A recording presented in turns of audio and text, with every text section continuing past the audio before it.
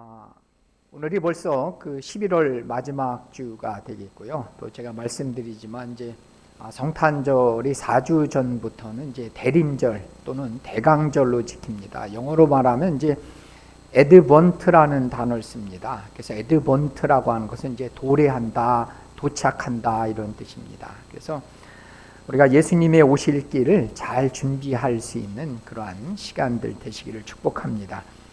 오늘은 하나의 몸과 많은 지체, 하나의 몸은 하나지만 우리에게 많은 지체가 있다는 얘기입니다. 근데 이것을 사도 바울은 우리가 가지고 있는 또 하나님이 주신 은사를 어떻게 잘 사용해야 될 것인가를 오늘 말씀을 통해서 얘기해 주고 있습니다. 오늘 말씀을 시작하면서 짧지만 감동적인 그 이야기 하나를 소개하려고 합니다. 제목은 새 나무 이야기인데요. 보여주시면 그 영어로 하면 The Tales of the Three Trees라는 뜻입니다. Three Trees. 그러니까 세 개의 그 이야기인데요. 그 다음 장면 한번 보여주시면요. 이게 그 우리나라에서 나온 책은 아니지만 이게 세 개의 나무가 있다라고 합니다. 이제 올리브나무, 떡갈나무, 소나무가 있었는데요. 이 세 개의 나무들은 이제 원대한 꿈을 갖고 있었습니다. 이제 저를 보여주시고요. 그래서 올리브 나무는 이제 자신이 정교하고 화려한 보석 상자가 되고 싶었습니다. 그래서 온갖 보석을 담는 그러한 꿈을 꾸며 살았습니다. 그런데 어느 날 나무꾼이 이제 자기를 배워서 그만 짐승의 구유 아시죠? 이제 먹이통으로 만들었습니다. 그래서 이 올리브 나무의 입장은 가슴이 무너지고 자기 꿈이 산산조각 나는 일이 그만 발생한 거죠. 그 다음에 떡갈나무도 위대한 왕을 태우는 배가 되고 싶었습니다. 그런데 어느 날 또 나무꾼이 와서 그 나무를 베우더니 그만 조그만 배를 만들어 버렸습니다. 그러면서 이 떡갈나무도 자신의 꿈이 깨어진 것을 보면서 슬픔의 눈물을 흘릴 수밖에 없었다는 얘기입니다. 소나무의 꿈은 자기는 높은 곳에 서서 하나님의 위대하신 창조물들을 늘 노래하고 찬양하는 그러한 꿈을 꿨습니다. 근데 어느 날 번개가 치더니 그만 자기를 쪼개버리는 것이었어요. 그러더니 얼마 후에 나무꾼이 와서 이 쓰러진 소나무를 쓰레기 더미에 버리는 것이었습니다. 이렇듯이 세 개의 나무는 자신의 가졌던 꿈과 가치를 모두 상실한 채 슬픔에 젖어서 크게 실망하는 일이 일어났습니다. 그러나 하나님께서는 또 다른 계획을 갖고 계신 겁니다.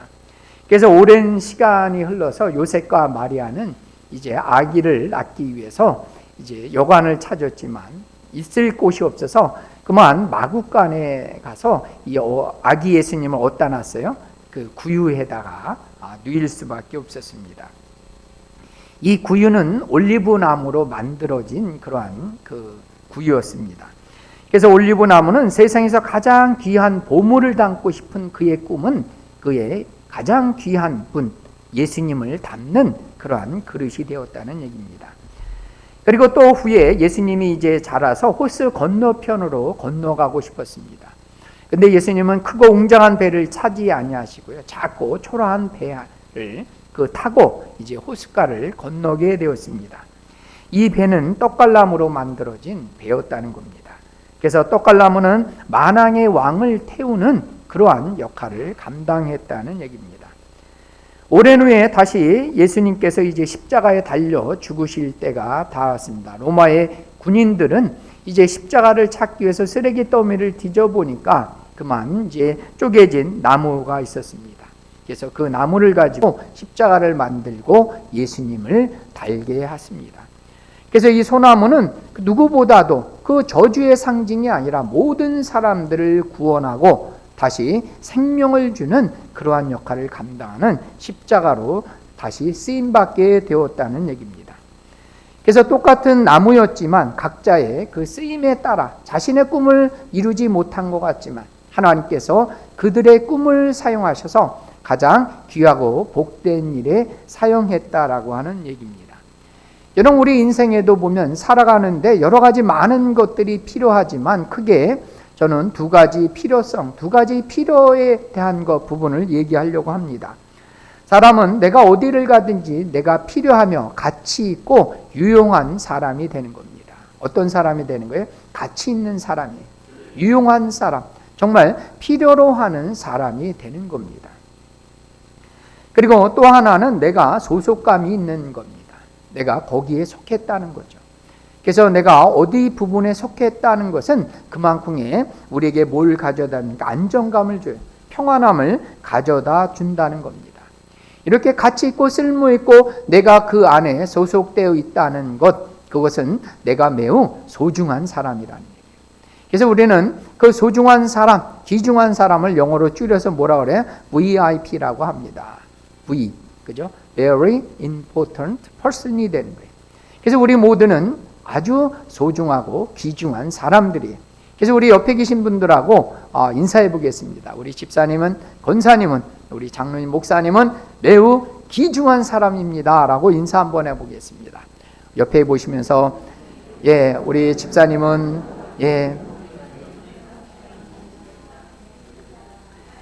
여러분들은 VIP 정도가 아니라 VVVIP입니다. 아주 귀중하고 very very very important person이라는 얘기예요. 너무나도 귀중한, 무엇과도 비교할 수 없는 귀중한 사람이라는 거죠. 그래서 이렇듯이 분명한 것은 사람이 다 다르고요. 그리고 그 안에는 다 가치가 있고 다 쓸모가 있다는 거죠. 어느 것 하나 쓸모없는 게 없는 겁니다. 하나님의 뜻에 맞게 하나님께서 가장 합당한 곳에 쓰이게 되겠고요. 그리고 그것이 하나를 이루어서 한 몸 되게 하신 것이 교회의 공동체라는 얘기입니다. 그래서 오늘 말씀을 통해서 바울은 사람 몸에는 다양한 지체들, 지체는 눈, 귀, 손, 발 등 다양한 지체들이 있다는 거죠. 그래서 이 지체들이 모여서 뭘 이루어요? 한 몸을 이루고 있는 것처럼 우리 교회 안에도 각각의 뭐가 있어요? 직분이 다른 겁니다. 또 하나님이 주신 은사가 다르다는 겁니다. 그러나 각각의 은사와 직분은 다르지만 하나의 몸을 이루고 하나의 공동체를 만들어야 된다는 얘기입니다. 그래서 우리 엘리나 교회 안에서도 사람이 다 똑같지 않습니다. 다 달라요. 나하고 같은 사람이 없어요. 또 하는 일도 다 틀려요. 다 다르다는 거죠. 틀린 게 아니라 다 다른 겁니다. 그러나 우리가 함께 모여서 어떻게 됩니까? 유기적으로 하나의 한 몸 된 통일성을 이룬 유기체적인 교회로 만들어야 된다는 거죠. 그래서 하나님이 거하실 멋진 공동체를 만드는 것이 우리들의 역할이라는 얘기입니다. 그러면 이렇듯이 우리가 아름다운 교회, 하나로 된 공동체를 만들기 위해서 오늘 필요한 것 세 가지를 함께 나누어 보는데요. 그 첫 번째는 몸은 하나이지만 우리 몸에는 얘기했지만 많은 지체들이 필요하다는 얘기입니다. 그래서 바울은 몸과 지체의 관계를 그리스도와 교회의 관계로 설명하고 있습니다. 그래서 지체들, 우리의 이 지체들이 중요한 것은 뭐냐면 몸과 분리돼서는 안 된다는 얘기예요. 우리 손이 떨어져서 따로 거할 수 없다는 거죠. 반드시 지체는 몸에 붙어야지 그 기능과 역할을 다한다는 얘기입니다. 우리가 떨어지면 어떻게 돼요? 생명이 끝나는 거예요. 아무리 잘난 눈이라 할지라도 우리 몸에 붙어 있어야지 그 기능이 온전히 되어진다는 얘기입니다. 교회 안에서도 마찬가지입니다. 다양한 직분과 은사가 존재한다는 겁니다. 그 다양한 은사와 직분이 있지만 중요한 것은 뭐예요? 그리스도와 하나 되어야 된다는 거죠. 우리가 그리스도 예수와 하나 되지 못한 사람들은 그들이 아무리 뛰어난 것들을 가진다 할지라도 그것은 온전히 기능을 하지 못한다는 얘기입니다. 그래서 그리스도와 함께 연합될 때만이 어떻게 됩니까? 아름다운 교회 공동체, 건강한 교회 공동체가 될 수 있다는 얘기입니다. 그래서 이 말 속에서는 우리는 다양성을 인정해야 된다는 얘기예요. 다양성. 그리고 차별하지 말아야 된다는 얘기입니다. 오늘 그 13절에 보니까 이 고린도 교회에도 보면 다양한 인종, 신분들이 존재했다는 얘기입니다. 그래서 유대인들과 헬라인이 있었어요. 근데 유대인과 헬라인이 서로 반목하고 싸우는, 누가 잘났다고, 누가 먼저 선민 구원받았다고 싸우고 파당을 만들고 있다는 얘기입니다. 그리고 여러 신분 중에 종과 자유인이 존재했다는 얘기입니다. 그런데 이러한 그 서로 다른 인종과 신분들이 파당을 나누고요, 서로 싸우고 있는 것들이 고린도 교회 안에서 일어났다는 얘기입니다. 그래서 사도 바울은 이렇게 파당, 분당을 만들지 말고 서로 차별하지 말고 하나 되라는 얘기를 하고 있는 겁니다. 그래서 유대인과 헬라인이 인종은 다르지만 연합해서 하나가 되게 되는 거예요. 그 다음에 신분이 다르지만, 종과 자유인의 신분은 다르지만 그리스도 예수 안에서 한 몸을 이루어야 된다는 얘기입니다. 여러분, 그 미국 사회를 표현하는, 대변하는 두 개의 그런 단어가 있습니다. 제가 먼저 그림을 잠깐 보여주면요, 그 멜팅 팟하고 샐러드 바울이라는 두 개의 그림이 있습니다. 뭐 영어로 쓰셨고 잘 흐릿해서 안 보이셔서 굳이 해석 안 하셔도 되는데요, 그 멜팅 팟이라고 하는 것은 뭐냐면 다 녹아 있는 거예요. 그래서 미국에 이주한 이미그런트라고 하는 이제 이주민들이 미국 사회에 다 들어왔어요. 그들이 녹아져서 그 인종도 틀리고 신분도 다르지만 그들이 다 하나로, 멜팅 팟은 용광로죠. 다 녹아져서 하나의 미국 시민으로 만드는 것이에요. 이게 멜팅 팟이라는 단어입니다. 근데 여러분 한번 생각해 보세요. 이게 내가 중국 사람, 미국 사람, 일본 사람, 특히 한국 사람이 있어요. 이게 녹아져서 아메리칸이 되느냐 말이죠. 이게 쉽지 않은 일입니다. 그래서 요즘은 그 샐러드 바울이라는 단어를 많이 씁니다. 여러분 그 샐러드 아시죠? 샐러드에는 뭐도 들어가요? 뭐 토마토도 들어가고 뭐 야채, 채소도 들어갑니다. 이게 다양성을 존중하는 거예요. 다양하지만 섞여서 뭐가 되는 거예요? 하나가 되는 거예요. 하나가 되는 거예요. 그래서 인종과 문화는 다르지만 함께 하나를 만드는 것이 이 샐러드 바울이라는 얘기입니다. 여러분, 그렇듯이 이제 저를 보시면 이제 함께 이렇게 녹아지는 것, 내가 죽어지는 것은 쉽지 않은 거예요. 여러분 그렇지 않습니까? 내가 녹아져서 내가 아메리칸, 물론 미국 시민권 돼야죠. 그러나 한국 사람은 한국 사람으로서 미국인이 돼야 되는 거죠. 그래서 내가 죽지 않고 여전히 살아있으면 우리는 뭐예요? 따로국밥처럼 따로 놀 수밖에 없는 거예요. 그래서 이렇듯이 다양성을 존중하고 차별하지 않기 위해서는 13절에 나온 대로 우리에게 필요한 것은 뭐냐면 한 성령으로 세례를 받고 한 성령을 마셔야 된다는 얘기예요. 즉 그리스도 예수 안에서 하나로 될 수밖에 없다는 거예요. 여러분, 이렇게 그리스도 예수 안에서 새 사람이 되지 않고서는 절대로 우리는 이렇게 멜팅 팟, 절대로 녹아지거나 죽어지지 않습니다. 어디 안에서만 가능해요? 그리스도 예수 성령 안에서 우리가 죽어야지 우리는 새로운 신분, 새로운 혈종이 되는 거예요. 어떤 사람이에요? 그리스도인, 하나님의 자녀로서 하나가 될 수 있는 거예요. 그래서 오늘 에베소 4장 3절 말씀을 같이 한번 읽어보겠습니다. 평안에 매는 줄로 성령이 하나 되게 하신 것을 힘써라. 그러면 이렇게 성령이 하나 되게 하신 것, 그 앞에는 뭐라고 나왔냐면 에베소 4장 2절에 같이 읽겠습니다. 모든 겸손과 온유로 하고 오래 참음으로 사랑 가운데 서로 용납하고. 여러분 4장 2절에 나온 대로 겸손할 수 있어요, 우리가? 온유하는 것, 이거 쉽지 않은 거예요. 왜냐하면 내가 살아야 되는데, 내가 남보다 앞서야 되는데 쉽지 않은 거예요. 그리고 사랑 가운데 용납해 주기가 이게 어렵죠. 우리는 이렇게 할 수가 없는 거예요. 그렇기 때문에 사도 바울은 아까 에베소 4장 3절 얘기한 대로 성령이 하나 되게 하실 수밖에 없는 거예요. 우리는 하나님이 우리 공동체 안에도 보면 우리 엘리나에도 다 다르잖아요. 뭐 나이도 틀리고 성분도 틀리고, 그죠? 옷 입고 온 것도 다 다른 거예요. 똑같은 게 아무것도 없는 거예요. 그래서 우리는 어떻게 됩니까? 이렇게 다양성을 존중해 줘야 된다는 거죠. 그리고 차별하지 않는 겁니다. 그리고 한 몸을 이루어야 된다는 얘기예요. 그 다음에 두 번째는 지체는 여러 가지지만 모두가 중요한 거다는 거죠. 중요하지 않는 게 하나도 없다는 얘기죠. 여러분, 우리는 한번 생각해 보시면 손과 발이 있어요. 그럼 어느 게 더 중요하다고 생각하십니까? 손과 발이 있어요. 그래서 손에는 정말 치장을 많이 하죠. 이게 네일샵이 있어갖고. 근데 발톱에는 모르겠어요. 얼마나 치장하시는지 모르겠습니다. 그리고 우리가 눈과 귀가 있으면 어느 것이 더 귀하냐라고.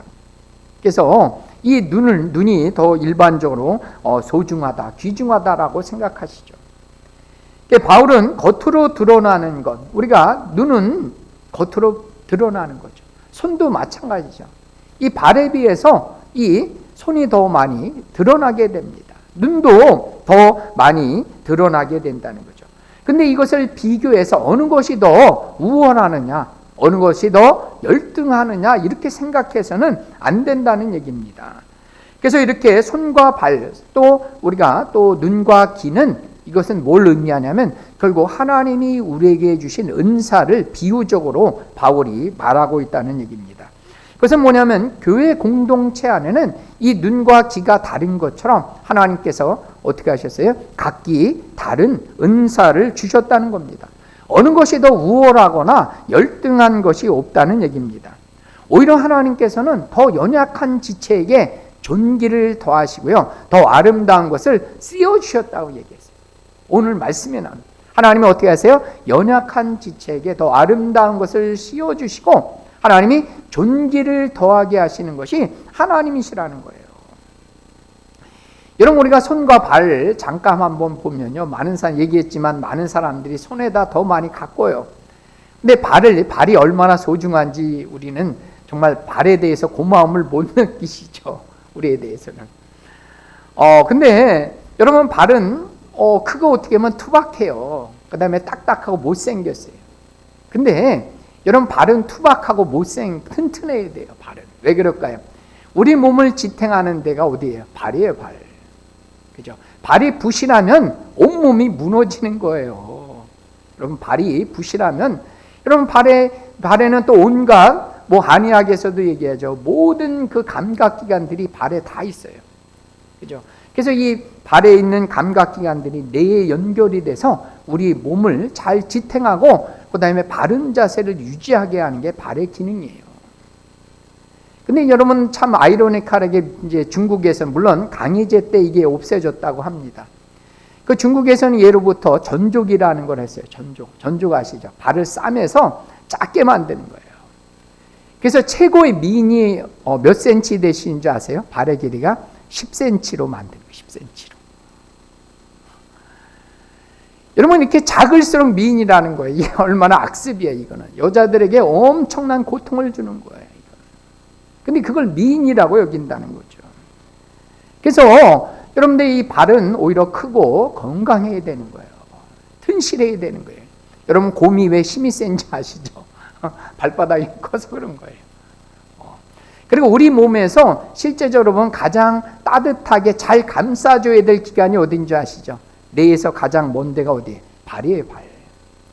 여러분, 그래서 머리는 예로부터도 머리는 차게 하고 발은 따뜻하게 하라는 얘기가 그게 맞는 얘기입니다. 그래서 우리는 이렇듯이 겉으로 보기에는 아름답지 못한데 정말 필요하고 요긴한 것이 우리 인체의 신비 가운데 너무 많이 있어요, 이게. 그래서 우리가 이 겉으로 보는 것에 따라서 우리가 판단해서는 안 된다는 거죠. 그래서 지난주에 제가 은사의 종류에 대해서 얘기했습니다.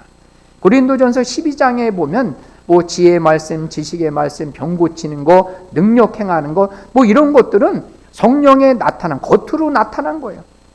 그래서 이게 우리가 이런 은사를 가져야지 좋은 걸로 생각하는 거예요.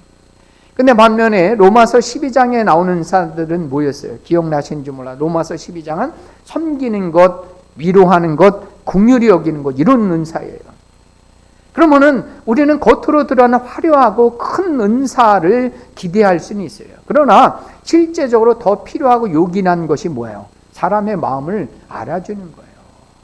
이해해주고 긍휼히 여기고 그의 마음을 헤아려주는 사람이 교회 공동체는 더 필요한 거예요. 사실상 지식의 은사는 죄송한 얘기지만 저만 가져도 상관없어요, 이거는요. 제가 잘 가르치고 잘 전하고 우리 성도님이 깨닫기만 하시면 되는 거예요.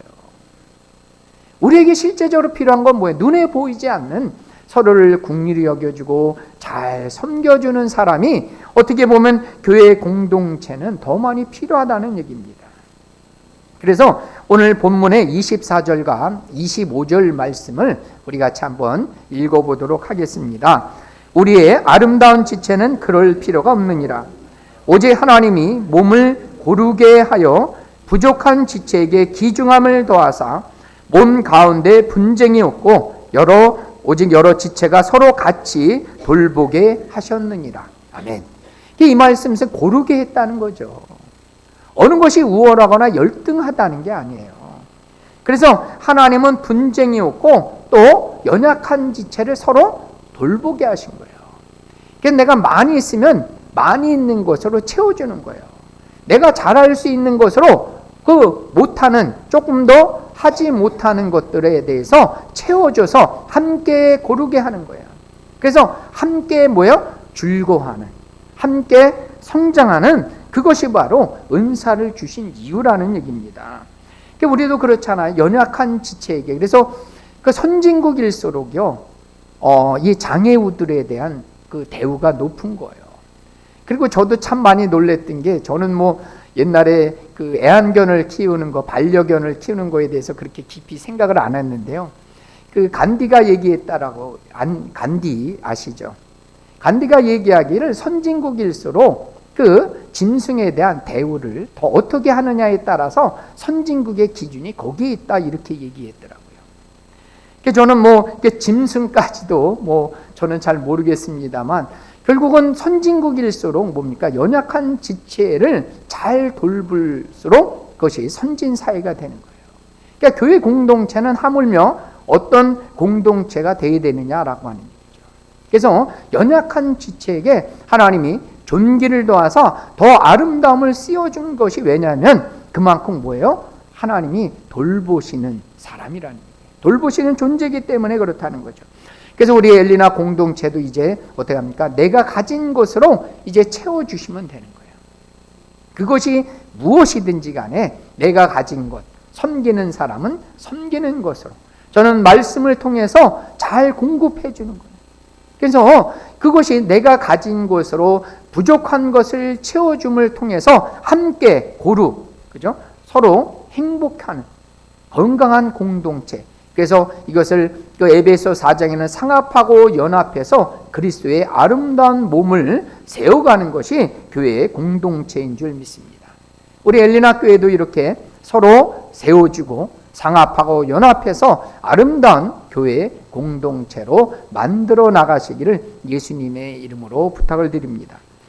세 번째는 받은 직분과 은사로 섬기는 삶을 살아야 된다는 얘기입니다. 받은 직분이 있다는 거예요. 은사가 있다는 얘기예요.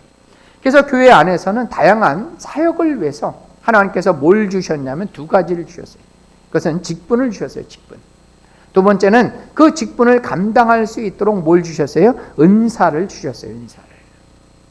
그래서 이 교회 안에 사역자, 직분자를 세우셨는데요. 먼저 오늘 말씀해 보니까 사도, 선지자, 교사로 주셨다는 거예요. 직분자, 물론 이제 나중에는 이게 디모데 전후서 가보면 이제 집사와 이제 권사에 대한 부분도 나옵니다. 장로, 권사, 집사에 대한 얘기도 나옵니다.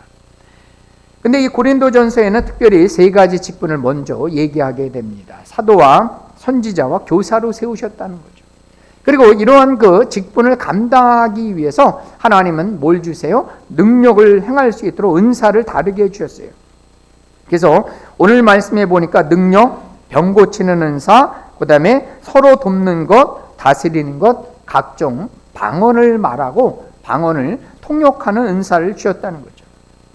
근데 오늘 29장 30절에 오늘 말씀해 보니까 다 사도이겠네. 사도 아니라는 거죠. 다 교사가 아니라는 거죠. 그래서 다 여러분들이 쉽게 말하면 우리 교회가 다 목사가 된다고 하면 어떻게 했어요? 맨날 싸울 거예요. 야, 이번 주 누가 설교하겠냐? 내가 하겠다고. 그죠? 이렇듯이 그 받은 은사와 직분이 다 다른 거죠. 다 똑같지 않다는 얘기예요. 그리고 받은 은사도 다 다르다는 겁니다.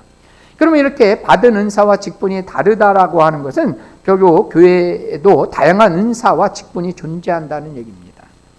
그리고 내가 받은 은사에 대해서 무엇이 우월하거나 열등한 것이 아니라 지난주도 얘기했지만 은사의 뜻은 뭐라 그랬어요? 하나님의 은혜의 선물, 카리스라고 그랬어요. 그래서 나에게 주신, 하나님이 합당하게 주신 은혜의 선물이에요. 뭔가 더 크고 바라지만 내 분량에 맞게 주신 거예요. 아멘이시죠? 내 분량에 맞게 주신 거예요. 각자에게 주신 거예요. 그럼 우리는 뭐예요? 그것이 열등하거나 우월한 것이 아니라는 얘기예요. 겉으로 드러나 화려한 것이 더 우월하고 큰 것이 아니라는 얘기예요. 눈에 보이지 않지만, 얘기했지만 우리는 뭐가 더 필요해요? 오히려 섬기는 사람, 긍휼히 여기고 위로해 주는 사람들이 교회 안에는 더 많이 필요하다는 얘기입니다. 그래서 내가 주신 은사를 가지고 지난주에도 얘기했지만 유익한 사람이 돼야 돼요. 공동체를 세우는 사람. 유익하다는 건 뭐라 그랬어요? 세우다는 뜻이에요.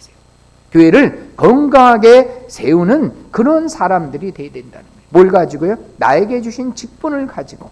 그래서 여러분들이 권사면 권사대로, 집사하면 집사대로, 저는 목사로서 저는 말씀을 가르치는 일에 저는 제가 받은 은사를 잘 사용하는 겁니다. 그래서 함께 아름다운 공동체를 만들어 나가는 거예요.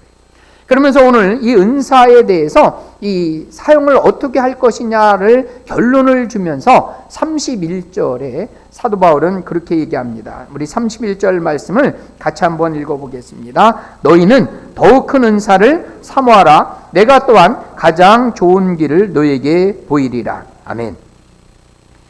더 큰 은사가 있다는 것처럼 보이긴 하죠. 사도 바울이 얘기하는 것은 이 고린도 교인들이 생각하기에 뭔가 더 특별하고 더 큰 은사가 있는 것처럼 생각해서는 안 된다는 얘기입니다. 여러분들, 내가 특별하고 눈에 더 띄는 그런 은사를 소유하려고 하기보다는 더 좋은 길이 있어요. 그것은 은사를 우리가 어떻게 사용하느냐에 대한 부분을 얘기하는 겁니다. 바울은 특별히 이 은사를 이제 우리가 다음 주에 얘기할 거지만 그 위대한 사랑장 13장, 그죠? 결국 우리에게 주신 은사를 어떻게 사용해야 된다는 거예요? 사랑 가운데 사용해야 된다는 얘기를 하고 있는 거예요. 그래서 내가 아무리 크고 많은 은사를 가지고 있을지라도 사랑이 없으면, 영어로 보면 nothing 이렇게 얘기해요. nothing. 그것은 아무것도 아니라는 얘기예요. 아무것도 가지지 않은 것이 된다는 얘기예요. 아무 쓸데없는 게 된다는 거죠. 그래서 내가 받은 은사를 가지고 우리는 어떻게 사용해야 된다는 거예요? 사랑 가운데 사용할 때 그것이 가장 좋은 거라는 거예요. 가장 큰 일이 된다는 얘기예요. 은사가 큰 것이 아니라 우리에게 주신 은사를 사랑 가운데 사용하는 것만이 우리가 그것이 가장 좋은 길이고 그것이 교회 공동체의 가장 유익한 길이 되는 것을 기억하시는 저와 여러분들 되시기를 예수님의 이름으로 부탁을 드립니다. 그래서 이제는 내가 가진 은사에 대해서 우리는 어떻게 합니까? 감사하시고 그 다음에 그것을 가지고 가치 있게 사용하면 되는 거예요. 그러면 그것이 뭐예요? 교회 안에 쓸모있는 사람이 되는 거예요. 그리고 엘리나 교회의 소속감이 될 뿐만 아니라 교회의 한 일원이 될 뿐만 아니라 한 몸을 이루어서 하나님이 거하신, 하나님이 영광 받으시고 또 이 교회를 통해 생명이 넘쳐나는 복되고 귀한 교회 될 줄 믿습니다. 그래서 많은 사람들이 엘리나 교회를 통해서 생명과 또 구원을 받는 그러한 복된 교회가 될 줄 믿습니다. 우리 같이 함께 찬양하도록 하겠습니다. 찬송